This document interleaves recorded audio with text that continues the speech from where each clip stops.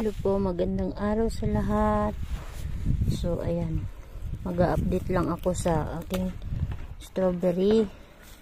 Ngayon po kasi ay mainit na, so summer na baga, may mga tumutubo na rin mga damo, kaya naglilinis ako dito ngayon sa aking strawberry, maliit na strawberry. So bali, ang sasabihin ko lang po, malalaman po natin na malapit nang mamunga yung strawberry natin. Ito po, yung mga bulaklak po niya, dyan po lalabas yung mga yan, ng bunga ng strawberry. Kagaya nito, una nito bulaklak siya, tapos hanggang sa natanggal na ng kusa yung bulaklak, tapos ito na siya, nagiging strawberry na siya, kaso maliit pa nga lang po. So yan, papakita. Ayan, malaki na. Yan o. Tingnan niyo yung maliit. Ito. Diyan. Balik kasi natanggal na yung bulaklak niya. Kaya ang susunod na niyan ay yung strawberry na niya. Yan po. May mga tumutubo na siyang strawberry. Yan. Ganyan yung itsura niya.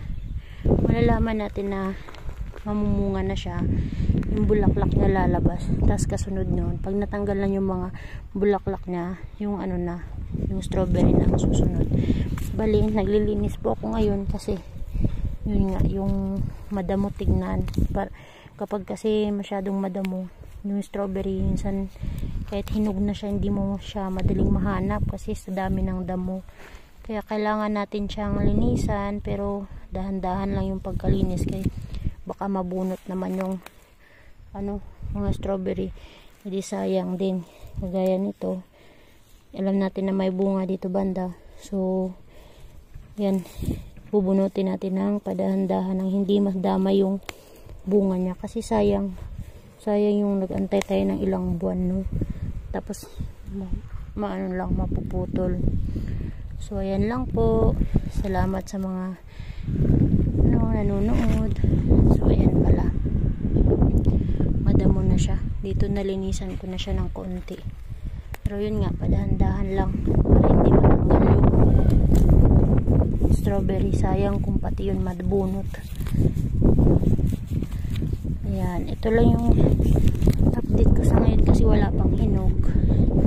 So ito muna, linis, tapos yan, may papakita ko yung mga buto. Hello, yung asawa ko.